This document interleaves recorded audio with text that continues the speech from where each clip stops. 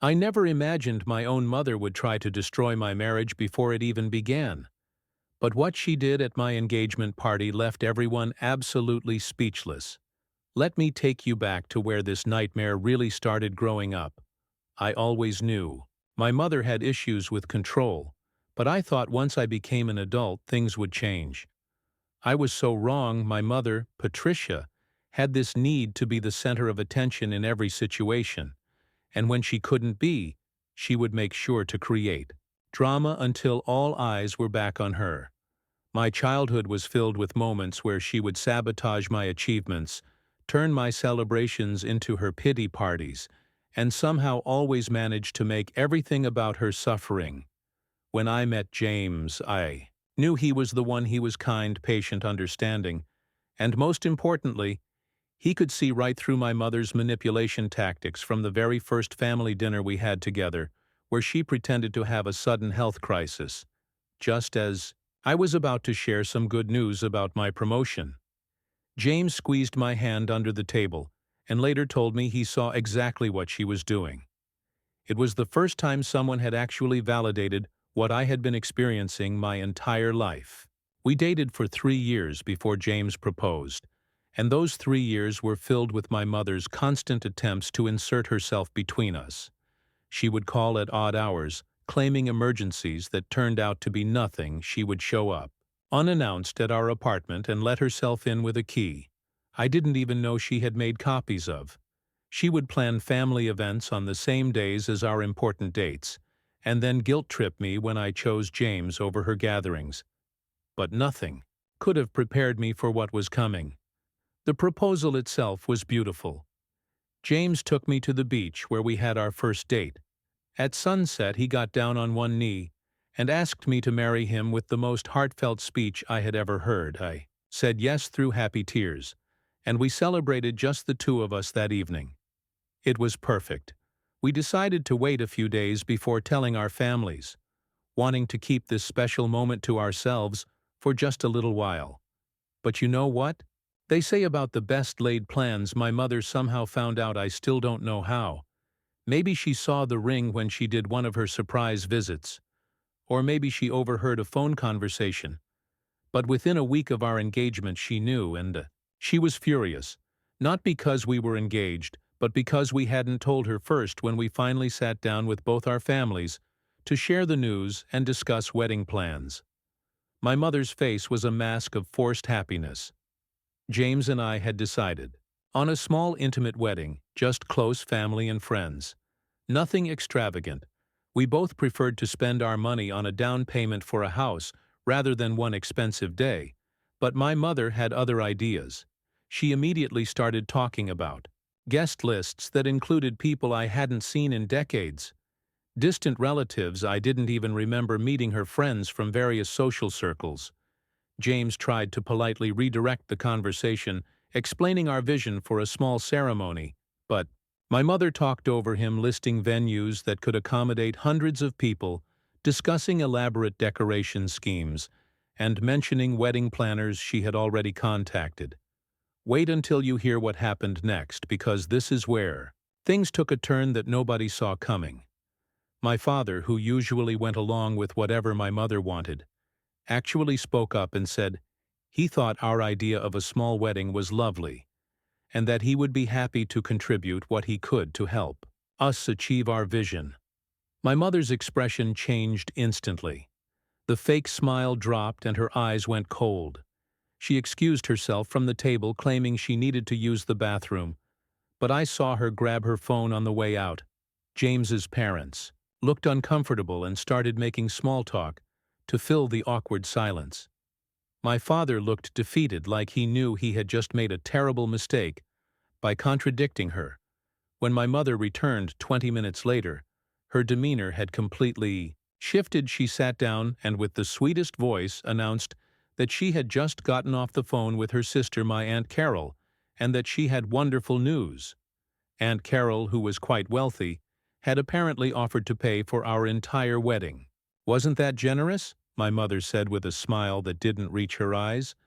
Of course, this meant we could have the wedding she knew we truly wanted, deep down a grand celebration that everyone would remember. I felt my stomach drop. James's hand found mine under the table again. I knew exactly what was happening. My mother was trying to take control of our wedding by bringing Aunt Carol's money into it, and now if we refused, we would look ungrateful. Not just to my mother, but to my aunt, who had supposedly made this generous offer. I asked if I could call Aunt Carol to thank her. My mother's smile tightened, and she said that wouldn't be necessary, as Aunt Carol was very busy, but had asked my mother to handle all the details since she trusted her taste. I looked at my father, hoping he would say something, but he was staring at his plate. James cleared his throat and very diplomatically said that, while we appreciated the incredibly generous offer, we had already started making plans for our intimate wedding, and we didn't want to impose on Aunt Carol's kindness for something so extravagant. My mother's face began to flush, and here's where it gets absolutely insane. She stood up from the table and declared that if we refused Aunt Carol's gift, we would be spitting in the face of family generosity, and she would have no choice but to boycott the wedding entirely. James's mother gasped. My father finally looked up, and James just sat there completely calm. He told my mother that while we would be sad if she chose not to attend, we respected her decision, and we hoped she would reconsider, but our wedding plans would remain as we wanted them. The silence that followed was deafening. My mother grabbed her purse, informed my father he could find his own ride home, and stormed out of the restaurant. We all sat there in shock. James's father tried to lighten the mood by joking that at least we got the drama out of the way early, but I could see the concern in everyone's eyes. My father apologized profusely and admitted that there probably was no offer from Aunt Carol, that my mother had likely made it up to manipulate the situation. He promised to talk to her and try to smooth things over, but I told him not to bother. I was done letting her control my life. The next few weeks were surprisingly peaceful. My mother wasn't calling, wasn't showing up unannounced, and wasn't inserting herself into our wedding planning. I should have known it was too good to be true. We decided to have an engagement party, just a casual backyard barbecue at James's parents' house with our closest friends and family. My father confirmed he would be there and said my mother had calmed down and would probably come too, though she hadn't given a definite answer. The day of the party arrived, and everything was going wonderfully. James's mother had decorated beautifully. There was plenty of food and drinks, and everyone was having a great time, sharing stories and celebrating with us. My father arrived alone, saying my mother wasn't feeling well but sent her regards. I was actually relieved we were having such a lovely time without any drama. And then 2 hours into the party, my mother showed up, but she didn't come alone, and she wasn't dressed for a casual barbecue. What happened next? Absolutely nobody could have predicted. My mother walked into the backyard wearing a white wedding dress. Not an off-white dress, not a cream-colored cocktail dress, but a full elaborate wedding gown, complete with a veil and train. She had a photographer following her, someone we had never seen before, and she was carrying a bouquet of flowers. The entire party went silent. Everyone stopped mid-conversation and stared. James was the first to react. He walked straight up to her and asked what she was doing. My mother ignored him and addressed the crowd in a loud voice, announcing that since we were too selfish to let her help plan a proper wedding, she decided to have her own vow renewal ceremony right here, right now. My father looked like he wanted the ground to swallow him whole. He clearly had no idea this was going to happen. He tried to approach her, but she held up her hand and told him to stay where he was, unless he wanted to participate in renewing their vows in front of everyone. She had prepared a whole speech about how marriage was sacred and how she and my father had been married for 35 years and deserved to be celebrated too. The photographer was snapping pictures the whole time. James's mother looked absolutely horrified. James's father was trying not to laugh out of sheer disbelief, and I just stood there frozen, unable to process what was actually happening. But then something inside me snapped. Maybe it was years of putting up with her manipulation.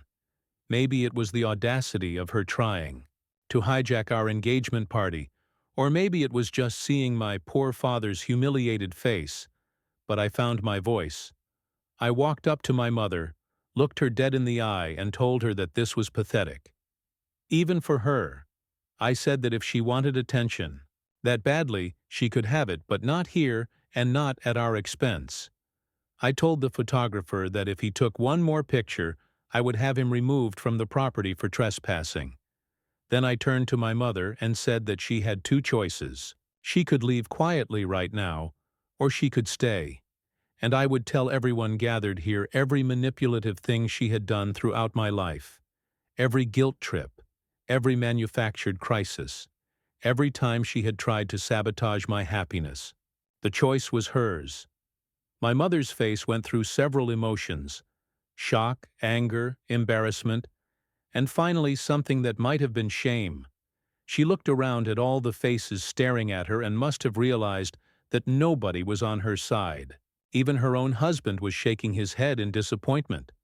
She grabbed her train, lifted it off the ground, and walked out without another word. The photographer scrambled to follow her. You could hear a pin drop in that backyard for a solid minute. And then James started clapping. Soon everyone joined in, and people came up to hug me and tell me how proud they were that I finally stood up to her. My father came over with tears in his eyes and apologized for enabling her behavior for so many years. He said he was going to insist she get professional help, because this had gone too far. The party continued after that, and actually became even more fun as people shared their own crazy family stories, trying to make me feel better. But nothing topped my mother showing up in a wedding dress. James pulled me aside later and asked if I was okay. I admitted I was shaking and might cry, but also felt strangely liberated. He kissed my forehead and said that he was so impressed by how I handled it, and that he couldn't wait to marry me the next day. My father called to say that my mother had packed a bag and gone to stay with Aunt Carol. The real Aunt Carol, not the fictional generous one. He said she was humiliated and angry, but also that he had given her an ultimatum. Either she went to therapy and worked on her behavior, or he was done. He had spent decades watching her alienate people and hurt me, and he couldn't do it anymore. I asked him if he was really okay, and he said that, for the first time in years, he felt like he could breathe. My wedding was 6 months away, and those months were peaceful. My mother did eventually reach out through email saying she was in therapy and working on herself. She didn't ask to be involved in the wedding planning, but said she hoped I would allow her to attend. I discussed it with James and we agreed that she could come, but with clear boundaries. If she caused any drama, she would be escorted out. No second chances. She agreed. The wedding day arrived, and it was everything we wanted: small, intimate, meaningful. My mother showed up in an appropriate dress, sat quietly, and even managed to smile genuinely during the ceremony. At the reception, she approached me nervously and asked if we could talk privately. We stepped outside, and she apologized.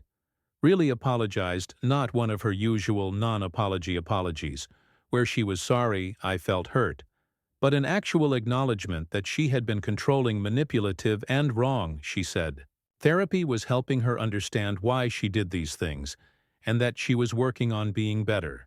She didn't expect me to forgive her right away, but hoped that maybe someday we could have a healthier relationship. I told her I appreciated the apology, and that I was willing to try, but it would take time and consistent change. She nodded, accepted that, and went back inside. We're still working on our relationship today. It's not perfect and probably never will be, but she's making an effort, and that's more than I ever expected. The engagement party incident became legendary in our family. James's brother still jokes about bringing up the photos. If my mother ever acts up again, and sometimes when I'm having a bad day, I think about the moment I finally stood up to her, and it reminds me that I'm stronger than I thought. Looking back, I realized that her showing up in a wedding dress was probably the best thing that could have happened, because it forced everything into the open. No more pretending things were fine. No more enabling, no more walking on eggshells. It was the catalyst for real change. And even though it was mortifying in the moment, I'm grateful it happened. Because now I have clear boundaries. I have a husband who supports me completely, and I have a relationship with my mother that, while complicated, is at least based in honesty. My advice to anyone dealing with a manipulative family member is this: you cannot control their behavior, but you can control your response, and sometimes standing up for yourself, even when it's terrifying, is the only way forward. Don't wait for them to change on their own. Don't hope that they'll suddenly see the light. Set your boundaries, enforce them, and surround yourself with people who respect you. The right people will stay, and the wrong people will show themselves out, just like my mother did in that ridiculous wedding dress.